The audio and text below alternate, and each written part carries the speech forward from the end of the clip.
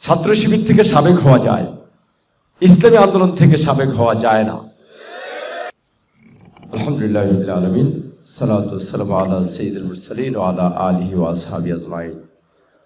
পঞ্চগড় জেলা বাংলাদেশ ইসলামী ছাত্র শিবির কর্তৃক আয়োজিত আজকের ঈদ পুনর্মিলনী অনুষ্ঠানের সম্মানিত সভাপতি জুলফিকার রহমান, আমাদের মাঝে প্রধান অতিথি হিসেবে উপস্থিত আছেন শহীদি কাফেলা বাংলাদেশ ইসলামী ছাত্র শিবিরের কেন্দ্রীয় দপ্তর সম্পাদক জনাব সিবকাতুল্লাহ, আমাদের উত্তর জনপদের উদীয়মান নেতা, এবং আমাদের মাঝে ছাত্র শিবিরের সাবেক জেলা সভাপতি সহ বিভিন্ন পর্যায়ের নেতৃবৃন্দ, কর্মী ভাইয়েরা, বিগত এবং বর্তমান, আসসালামু আলাইকুম রহমতুল্লাহি ওয়া বারাকাতুহু।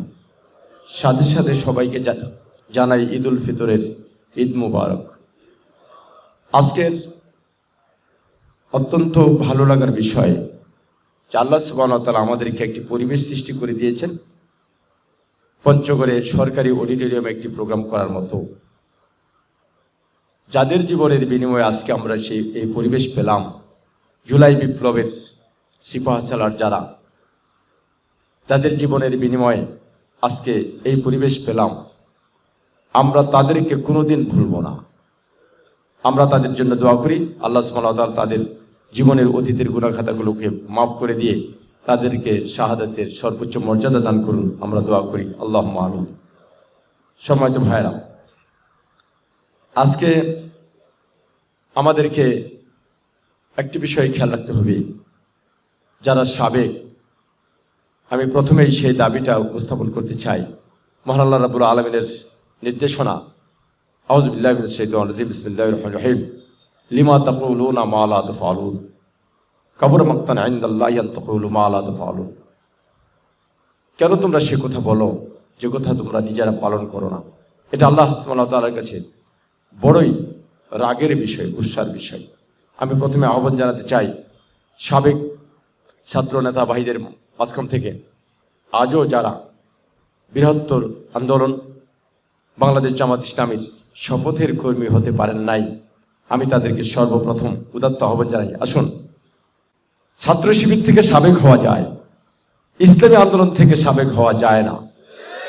এই জন্যে আমরা ইসলামী আন্দোলন থেকে কেউ সাবেক হয়নি। অতএব এখন আমাদের উচিত আমাদের শপথের জনশক্তিতে পরিণত হওয়া। সবশেষে যে কথাটি বলতে চাই, আজকে জুলাই বিপ্লবে যারা আমাদের মাঝে নতুনভাবে জীবন দিয়েছেন বৈষম্যমুক্ত একটি রাষ্ট্র করার জন্যে, ইসলামও তাই চায়, একটি ইনসাফ ভিত্তিক একটি ইসলামিক কল্যাণ রাষ্ট্র প্রতিষ্ঠা করতে চায় বাংলাদেশ জামাত ইসলামী। কাজে আসুন, আমরা আগামী দিনে ছাত্র শিবির সহ জামাত ইসলামী সহ এদেশের আপামর সকল জনগণকে সাথে নিয়ে আমরা আল্লাহর এই জমিনে আমরা বাংলাদেশকে একটি সোনার বাংলায় রূপান্তরিত করতে চাই, এবং এমন একটি ইসলামী কল্যাণ রাষ্ট্র করতে চাই যে রাষ্ট্রে থাকবে না কোনো চাঁদাবাজি, ধান্দাবাজি, এবং থাকবে না কোনো জবরদখল।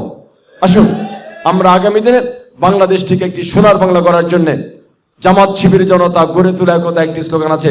অতএব আমরা সর্বশ্রেণীর জনতাকে সাথে নিয়ে আগামী দিনের পার্লামেন্ট নির্বাচনে আমরা এবার সেই বিষয়টি দেখিয়ে দিতে চাই। সম্মানিত ভাইরা, এই জন্য আসুন আমরা ঐক্যবদ্ধ হই এবং শপথের আমরা কর্মী হয়ে যাই, এবং নেতৃত্ব সাপ্লাইয়ের যে কারখানা বাংলাদেশ ইসলামী ছাত্র শিবির, সেটাকে পঞ্চগড় জেলা আবার নতুনভাবে আমরা এটাকে প্রমাণ করতে চাই। আমি আবারও সবাইকে ধন্যবাদ জানিয়ে, ঈদ মুবারক জানিয়ে আমার কথা এখানে শেষ করছি। ওয়াখির দাওয়ানা আলহামদুলিল্লাহি রাব্বিল আলামিন। বাংলাদেশ জিন্দাবাদ, বাংলাদেশ ইসলামী ছাত্র শিবির জিন্দাবাদ, বাংলাদেশ জামাত ইসলামী জিন্দাবাদ।